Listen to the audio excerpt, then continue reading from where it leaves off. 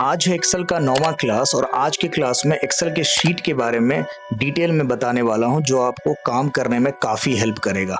जैसे कि cell format क्या होता है, कोई भी हम रोज या कॉलम या जो भी शीट है उसको हम हाइड या अनहाइड कैसे करेंगे, डिलीट कैसे करेंगे, इंसर्ट कैसे करेंगे, या फिर फाइंड का यूज़ कब होगा, रिप्लेस का कब यूज़ होगा। ऐसे कई सारे फीचर को एक्सप्लोर करके मैं डिटेल में समझाने वाला हूं जो आपको काफ़ी हेल्प करेगा ड्यूरिंग वर्क। तो चलिए देखते हैं।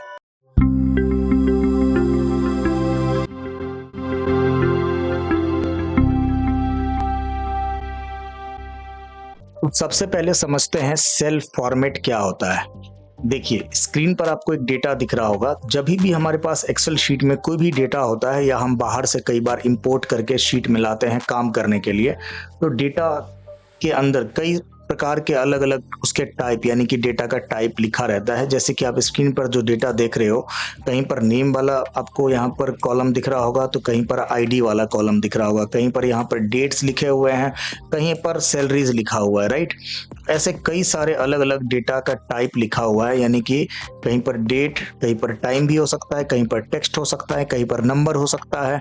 तो कहीं ना कहीं जब भी हम ऐसे डेटा पे काम करते हैं तो एक्सेल को भी पता होना चाहिए कि इसका डेटा का टाइप क्या है, यानी कि अगर वो नंबर है तो नंबर ही होना चाहिए, अगर वो डेट है तो डेट ही होना चाहिए।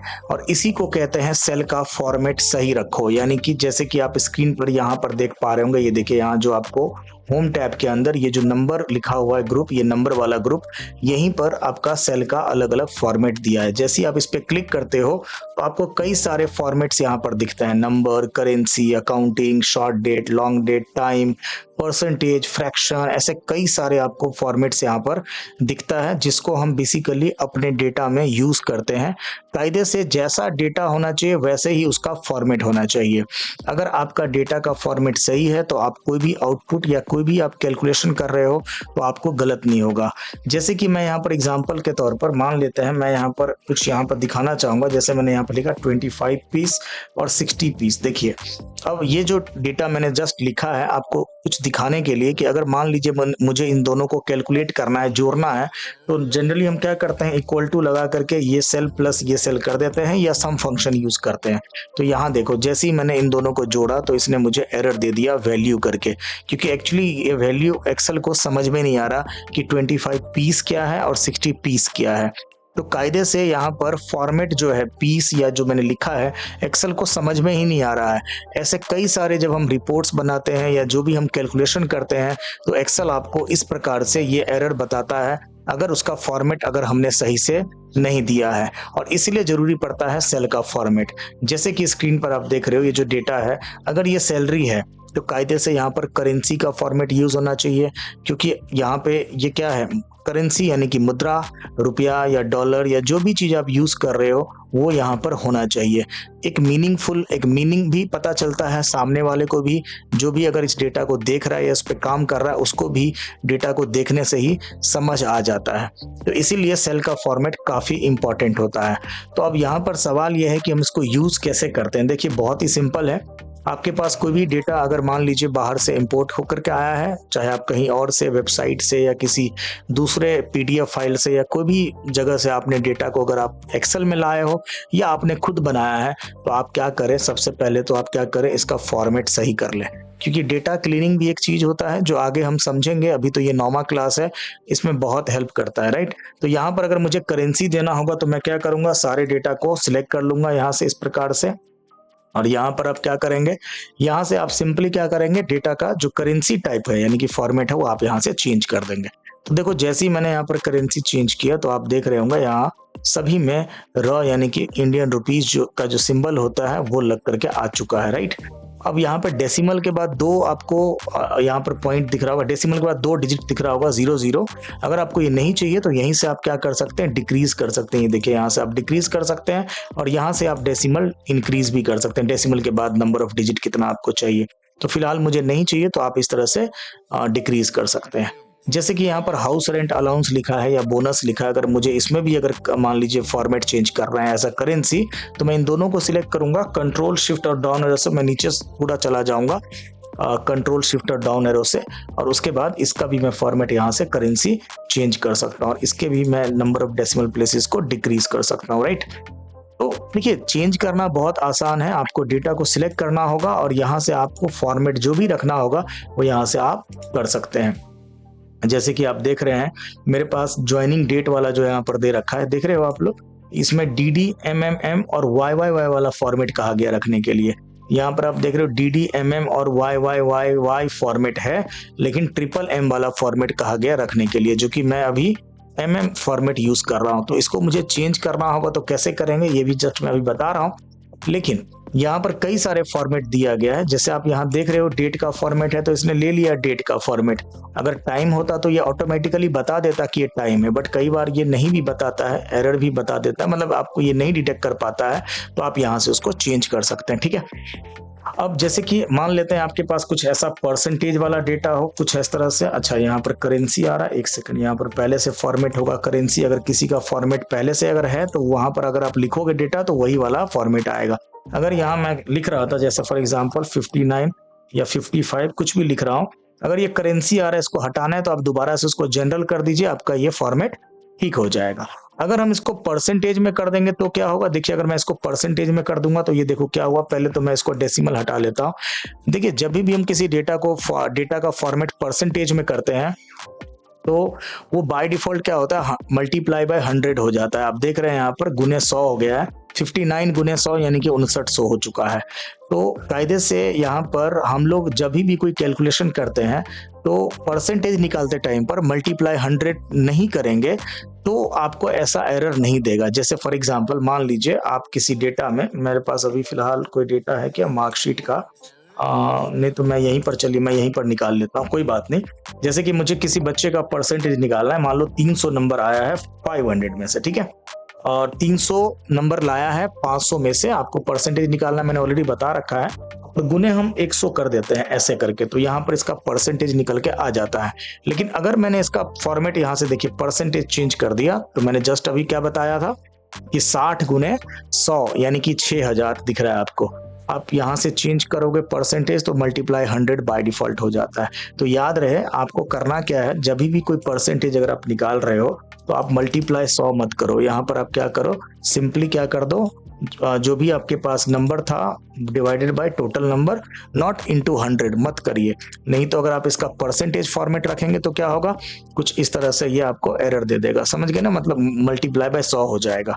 हाँ इसको हम ठीक भी कर सकते हैं वैसे तो, जैसे कि यहाँ पर मल्टीप्लाई बाय अगर 100 हो चुका है तो यहाँ पर एक कस्टम फॉर्मेट होता है। देखिए यहाँ पर मोर नंबर फॉर्मेट में जाएंगे तो कस्टम करके होता है, और अगर मैंने यहाँ पर ये जो टाइप आपको दिख रहा है ना, यहाँ अगर मैंने क्या किया, यहाँ अगर मैंने स्लैश का यूज कर लिया, फॉर एग्जांपल ये स्लैश का यूज कर लिया, तो क्या होगा, यहाँ जो आपके पास मल्टीप्लाई 100 था वो हट चुका है, राइट। हाँ हम इसे भी कस्टम करके ठीक कर सकते हैं, और नहीं तो अगर आप परसेंटेज निकाल रहे हैं तो आपको मल्टीप्लाई 100 नहीं करना है, राइट।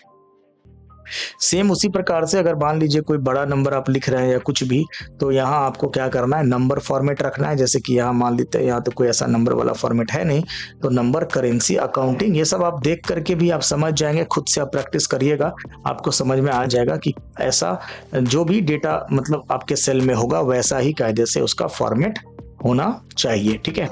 अब यहाँ देखिए जैसे मैंने अभी आपको बताया था कि कस्टम फॉर्मेट भी होता है, जैसे कि आप यहाँ पर देख रहे हो मोर नंबर फॉर्मेट में जाएंगे तो यहाँ पर आप कस्टम का मतलब ये हुआ कि आप खुद से कस्टमाइज करके भी आप यहाँ पर कोई भी फॉर्मेट बना सकते हैं। जैसे अभी आपके सामने मैं क्या कर रहा था 56 के बाद पीसीज लिख रहा था, राइट, ऐसे करके मैं लिख रहा था। बट आपको ही मालूम है कि अगर मैं एक्सेल में देखूंगा कि क्या आपको ऐसा फॉर्मेट मिलेगा क्या, तो बिल्कुल नहीं मिलेगा। देखिए ऐसा फॉर्मेट आपको बिल्कुल भी नहीं मिलेगा एक्सेल के अंदर, ठीक है ना, पीस वाला फॉर्मेट नहीं दिख रहा है। तो हम क्या कर सकते हैं, पहले मैं इसको हटा लेता हूँ, और मेरे को जितना दूर में लिखना है, लेट्स से कि मुझे इतना सेल में मुझे फॉर्मेट चेंज करना है, तो मैंने यहाँ पे किया, और उसके बाद हम क्या करेंगे, मोर नंबर फॉर्मेट में जाके कस्टम में जा करके यहाँ जो जनरल है, जनरल के नीचे जो जीरो है, जीरो के बाद हम क्या करेंगे, यहाँ पर इन्वर्टेड कॉमा में PCS लिख देंगे इस तरीके से, ठीक है। इसका मतलब ये है कि मैंने एक्सेल को बता दिया कि भाई जीरो मतलब पहले मेरा नंबर रहेगा, उसके बाद PCS रहेगा। जरूरी नहीं PCS, आप KG रख दो, आप यहाँ पर और भी कुछ यूज कर सकते हो, लीटर यूज कर सकते हो, फीट यूज कर सकते हो, जो भी आपको यूज करना है आप कर सकते हो, ठीक है। तो फिलहाल के लिए देखिए, अब जो भी मैं कुछ लिखूंगा यहाँ पर देखोगे इस तरह से आपके पास ये पीस लिखा हुआ आ रहा है, क्योंकि हम लोगों ने इसका फॉर्मेट क्या कर दिया, कस्टमाइज कर दिया, अपने अकॉर्डिंग कर दिया। अब जब भी डेटा एंट्री होगा तो हमेशा पीसीस के साथ ही होगा, ठीक है जी। अगर आप इसको जोड़ोगे, लेट्स से इसको अगर हम इक्वल टू सम लगा के अगर हम मान लेते हैं, यहाँ पर एक फंक्शन मैंने अप्लाई किया सम, और अगर मैं इसको जोड़ता हूं तो ये आराम से जुड़ेगा। देखिए 189 पीस भी आ रहा है, समझ रहे हो ना बात, क्योंकि एक्सेल को पता है कि ये जस्ट एक फॉर्मेट है, नॉट पूरा कंप्लीट एक डेटा है, राइट। मतलब एक यहाँ पर हमने पीस को एज अ फॉर्मेट यूज किया हुआ है, ठीक है जी। तो मेरे ख्याल से आपको समझ में आ गया होगा, आप खुद से भी आप चेंज करके देख पाएंगे कि एक्चुअली में जैसा मेरा डेटा होगा वैसा ही। जैसे कि देखिए यहाँ पर सेकंड क्वेश्चन क्या था कि मुझे अगर DDMM, चलिए मैं इसको करके दिखाता हूँ। सबको सिलेक्ट किया और मैं जाऊँगा कस्टम फॉर्मेट में, ये रहा कस्टम फॉर्मेट। और क्या कहा गया है कि आप इसका देखिए टाइप यहाँ पर आप देख रहे हैं DDMMYY है ना। तो मैं क्या करूँगा, यहाँ पर एक बार और बीच में मैंने Y टाइप कर दिया, और जैसे ही मैं ओके करूँगा तो अब देखो इसका फॉर्मेट चेंज हो चुका है। जैसा मुझे कहा गया था वैसा ही मैंने फॉर्मेट इसका चेंज कर दिया, ठीक है। ओके ठीक। अब देखिए कई बार आपके पास जब डेटा आता है तो आपको बीच में कोई नया कॉलम इंसर्ट करना पड़ सकता है, बीच में कोई नया रो इंसर्ट करना पड़ सकता है, किसी चीज को डिलीट करना पड़ सकता है। तो ये सब बहुत इजी चीज है। कुछ भी अगर आपको डिलीट करना है या इंसर्ट करना है या कुछ हाइड करना है तो आप बहुत ही इजीली कर सकते हो, ठीक है। जैसे कि मुझे यहाँ पर देखिए कहा गया कि insert new column after bonus. तो देखिए बोनस के बाद एक नया कॉलम आपको इंसर्ट करना है, बोनस के बाद आपको नया कॉलम इंसर्ट करना है। देखिए कॉलम जब भी हम इंसर्ट करेंगे तो हमेशा आपके लेफ्ट साइड में इंसर्ट होता है, यानी कि आपका जहां भी सिलेक्शन रहेगा, मैंने मान लीजिए यहाँ पर सिलेक्ट किया, मेरा कर्सर अगर H कॉलम में है तो लेफ्ट साइड क्या हुआ इसका G, तो G वाला कॉलम आपका G साइड में इंसर्ट होता है, ठीक है। यानी कि लेफ्ट साइड में, सॉरी मैंने बोला G में, लेफ्ट साइड में इंसर्ट होता है। तो कॉलम हमेशा लेफ्ट में इंसर्ट होता है, और रो जहां पर भी आपका माउस का कर्सर रहता है, रो हमेशा उसके ऊपर में यानी कि टॉप में इंसर्ट होता है। तो अगर मान लीजिए आपको कहा जाए कि बोनस के बाद एक नया कॉलम इंसर्ट करो तो मेरा कर्सर यहाँ रहना चाहिए कायदे से। सिटी पर मैंने अपना कर्सर रखा, और देखिए इंसर्ट करने का कई सारे ऑप्शन है। अगर आप यहाँ पर इंसर्ट में जाएंगे तो भी आपको यहाँ पर इंसर्ट कॉलम का ऑप्शन मिल जाएगा, देख रहे हैं फॉर्मेट में जाकर के भी आपको मिलेगा, सर यहाँ पर भी आपको मिल जाएगा। कॉलम का विड्थ, हाइट, ये सब चेंज करने के लिए मिल रहा है, या नहीं तो सर यहाँ से आपको इंसर्ट का ऑप्शन मिल जाता है, इंसर्ट रोज, इंसर्ट कॉलम, या नहीं तो आप यहीं पर भी आप राइट क्लिक करके इंसर्ट पे क्लिक करेंगे तो यहाँ से भी मिल जाता है इंसर्ट करने का। ये देखिए इंसर्ट कर दिया तो एक नया कॉलम आ चुका है। मैं अंडू कर देता हूँ, या नहीं तो एक शॉर्टकट तरीका है, और मैं आपको काफी सारे शॉर्टकट तरीका बताने वाला हूँ आगे के क्लासेस में, जिससे आप पूरे एक्सेल को बिना माउस का आप चलाएंगे। आपको कोई भी माउस नहीं पकड़ना है, कुछ भी नहीं पकड़ना, आप बिना माउस का चला सकते हैं। हालांकि मैं इस वीडियो में भी आपको थोड़ा सा हिंट दूंगा, बताऊंगा कि कैसे बिना माउस का हम चलाएंगे, ठीक है। तो क्या करेंगे हम लोग, देखिए यहाँ पर कंट्रोल के साथ अगर हम प्लस करें, देखिए कंट्रोल के साथ अगर हम प्लस करें तो आपको दिखेगा ये देखिए इंसर्ट का ऑप्शन, देख रहे हैं आप। और अगर मैं नीचे एरो से जाऊं और इंटायर कॉलम कर दूं तो ये देखिए आपके पास एक पूरा कॉलम इंसर्ट हो चुका है, राइट। मैं अभी अंडू कर देता हूं। अगर मान लीजिए मैंने यहाँ पर मैंने अगर दो कॉलम सिलेक्ट कर रखा है, कंट्रोल प्लस किया, और अगर मैंने इंटायर कॉलम किया तो आप देखोगे यहाँ पर आपके साथ में 2 कॉलम इंसर्ट हो चुका है। डिपेंड करता है आपने कितना कॉलम को या कितना एरिया को आपने सिलेक्ट कर रखा, ठीक है। तो फिलहाल के लिए मुझे अभी मैं क्या करूंगा, control plus and entire column, तो इस तरीके से मैं यहाँ पर आराम से पीएफ वाला कॉलम को ऐड कर सकता हूँ।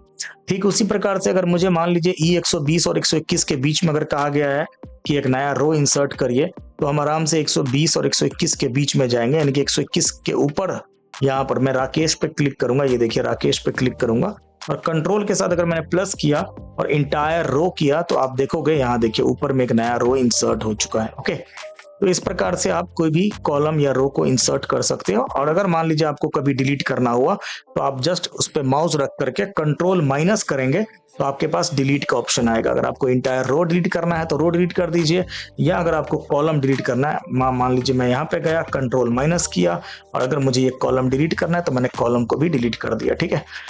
तो कंट्रोल माइनस से डिलीट खुलता है, कंट्रोल प्लस से आपका इंसर्ट खुलता है। तो ये शॉर्टकट तो बिल्कुल दिमाग में बैठा लो, क्योंकि आपको मालूम है काम करने के दौरान ये काफी ज्यादा यूज होगा। क्योंकि डिलीट करना, इंसर्ट करना ये तो बेसिक सा हमारे शीट में रहता ही रहता है। ठीक है जी, तो ये चीज हमने समझ लिया कैसे इंसर्ट डिलीट करते हैं। ठीक उसी प्रकार से अगर आपको हाइड करना है, देखिए अगर कोई कॉलम को या रोज को हाइड करना है तो आप वो भी कर सकते हो। कैसे? जैसे कि आप यहाँ पर बोनस वाले कॉलम को हाइड करना है तो आप यहाँ पर देखो ये सब चीजें आपको यहाँ से भी मिलेगा। फॉर्मेट में जाओगे ना अगर आप, तो फॉर्मेट में जा करके यहाँ पर भी आपको हाइड का ऑप्शन दिख रहा है, हाइड अनहाइड का विजिबिलिटी। आप यहाँ से भी हाइड अनहाइड कर सकते हैं। अगर मैंने हाइड कॉलम कर दिया तो ये देखिए आपका पूरा का पूरा कॉलम क्या हो गया, हाइड हो चुका है। और अगर मैं दोबारा से देखिए, अगर मुझे अनहाइड करना है तो दोबारा मुझे दोनों कॉलम को सिलेक्ट करने पड़ेंगे, क्योंकि यहाँ पता चल रहा है आपको कि एफ और एच के बीच में हाइड हुआ है, तो एफ और एच दोनों को सिलेक्ट करना पड़ेगा। फिर फॉर्मेट में जा करके यहाँ से हम क्या करेंगे, अनहाइड कॉलम्स। तो ये देखिए आपका अनहाइड हो गया। यहाँ से भी कर सकते हैं। और एक आपको मैं शॉर्टकट तरीका बताता हूँ कि किसी भी, मान लेते हैं इसमें से किसी भी ऑप्शन पे आपको जाना है, होम टैब, चाहे इंसर्ट टैब, चाहे पेज लेआउट टैब, कहीं पर भी अगर आपको जाना है ना, तो ये तरीका जो मैं अक्सर यूज करता हूँ और आप भी यूज करिएगा। देखिए होम टैब को एक्सेस करना है तो ऑल्ट दबाइए, पहले तो ऑल्ट दबाएंगे तो ये देखिए सारे आपके यहाँ पर मेन्यूज के आपको एक अल्फाबेट दिख रहा होगा जिसको एक्सेस कर सकते हैं। जैसे कि फॉर एग्जांपल मुझे होम को एक्सेस करना है तो एच में प्रेस करूंगा तो ये देखिए मैं एच में आ चुका हूँ, राइट। यहाँ पर आप देख रहे होंगे मेरे को, अगर मान लीजिए ऑल्ट दबाया और एच दबाया तो ये देखिए सारे के सारे एच यानी कि होम टैब के अंदर मैं आ चुका हूँ। और इसके बाद अगर मुझे किसी भी जगह पे जाना है, मान लेते हैं मुझे फॉर्मेट में जाना है, तो फॉर्मेट में जाने के लिए क्या करना पड़ेगा, ओ प्रेस करना पड़ेगा। तो ये देखिए मैं फॉर्मेट में आ चुका हूं, आप देख रहे होंगे यहाँ पर फॉर्मेट में आ चुका हूं मैं। और अगर मुझे मान लीजिए फॉर्मेट में जाने के बाद, सॉरी मैंने यहाँ पर क्लिक कर दिया, कोई बात नहीं, ऑल्ट क्या प्रेस करना था मुझे, ऑल्ट एच, सॉरी ऑल्ट के बाद क्या करना था मुझे, देखो ऑल्ट मैंने, अच्छा ऑल्ट नहीं दबा रहा था मैं, ऑल्ट एच, और एच के बाद क्या था, ओ के बाद क्या करना है मुझे, हाइड अनहाइड को यूज करने के लिए यू पे क्लिक करना है। तो देखो यू, और उसके बाद अगर मान लेते हैं मुझे अगर कॉलम हाइड करना है तो मैं एल प्रेस कर दूंगा तो ये देखिए कोई भी कॉलम आपका हाइड हो जाएगा। बट मैंने अभी सिलेक्ट नहीं कर रखा था इसलिए ये हाइड अभी नहीं किया है, लेकिन इस तरह से आप किसी भी पर्टिकुलर चीज को शॉर्टकट तरीके से भी हाइड कर सकते हैं। रुकिए मैं आपको ना थोड़ा सा, ये नहीं हो पाया ठीक से आपके सामने तो आपको शायद इसमें समझ में नहीं आया होगा, रुक जाओ मैं इसमें दिखाता हूँ। देखिए मैं पहले इस डेटा को कंट्रोल ए से सिलेक्ट कर लेता हूँ। लेट्स से कि मुझे इसमें बॉर्डर लगाना है, ठीक है। अब बॉर्डर लगाने के लिए आप क्या करते हो, यहाँ पर जाते हो, ऑल बॉर्डर चूज कर लेते हो, ठीक है ना, ऑल बॉर्डर चूज कर लेते हो। तो हम क्या करेंगे, देखो ऑल्ट प्रेस करेंगे, एच प्रेस करेंगे, बी प्रेस करेंगे, और ऑल बॉर्डर के लिए क्या है, ए प्रेस करेंगे। देखा आपने, ऑल्ट एच बी है ना, ऐसे करके, और ए ऐसे करके हमने पूरा बॉर्डर लगा दिया, ठीक है। तो इस तरीके से आप शॉर्टकट, धीरे धीरे प्रैक्टिस होता है, धीरे धीरे यूज आप करोगे ऐसे, तो आप ये शॉर्टकट यूज कर सकते हो, ठीक है। देखिए नेक्स्ट है आपका शीट का टैब। ये जो शीट के टैब, ये जो आप शीट देखते हैं, इस पे टैब पे जब आप राइट क्लिक करते हैं तो आपको कई सारे ऑप्शंस दिखते हैं। देख रहे हो आप यहाँ पर इंसर्ट करना, ये पूरा का पूरा शीट आपको इंसर्ट करके दे देगा। ये देखिए नया शीट, अगर आपको 11वां शीट चाहिए तो आप 11वां शीट ले सकते हो। नंबर ऑफ शीट जितना भी, यहाँ पर भी प्लस करने पर आप नंबर ऑफ शीट कितना भी इंसर्ट कर सकते हो, ठीक है। और इसी टैब पर अगर राइट क्लिक करके टैब का कलर चेंज कर देंगे तो ये देखिए देखने में बहुत अच्छा लगता है। ये आप अपने शीट के हिसाब से, काम के हिसाब से उसका कलरिंग कर सकते हैं, तो और इंटरेस्टिंग लगेगा, कहीं ना कहीं अट्रैक्टिव रहेगा आपका शीट। आप टैब कलर चेंज कर सकते हो, या नहीं तो आप रीनेम कर सकते हो यहाँ से किसी शीट का नाम। जैसे कि इसमें मान लीजिए क्या है, इसमें बच्चों का मार्क्स है, तो यहाँ पर हमने शीट का नाम क्या रख दिया, मार्क्स दे दिया, राइट। जैसा काम वैसा नाम आप दे दीजिए रीनेम करके। पूरे शीट को अगर डिलीट करना है तो आप यहाँ से डिलीट कर दीजिए, पूरा शीट आपका डिलीट हो जाएगा, राइट। या अगर आपको शीट के अंदर कोई भी प्रोटेक्शन लगाना है, जैसे पासवर्ड लगाना है, तो आप क्या करिए, राइट क्लिक करके प्रोटेक्ट शीट कर दीजिए। ये बहुत इंपॉर्टेंट है, बहुत यूज होता है, और मैं इसको और भी एडवांस में आगे की क्लास में बताऊंगा कि अगर मुझे पर्टिकुलर एरिया को ही अगर प्रोटेक्ट करना है तो कैसे करेंगे। तो यहाँ पर मैं अभी प्रोटेक्ट शीट अभी सिर्फ नॉर्मल तरीके से बता देता हूँ। मैं इसका पासवर्ड 999 रख देता हूँ, ओके करता हूँ, और 999 दोबारा एंटर करके ओके करता हूं। तो एक्चुअली क्या हुआ, ये पूरे के पूरे शीट पर पासवर्ड लग चुका है। अब इसमें से कोई भी नया एंट्री देखो यहाँ पर नहीं कर पाएगा, चाहे आप परसेंटेज को भी नहीं बदल सकते हो, ना ही हम नाम को बदल सकते हैं, कुछ भी नहीं बदल सकते हैं, ठीक है ना। क्यों? क्योंकि हमने क्या किया, पूरे के पूरे शीट पर हमने पासवर्ड लगा दिया।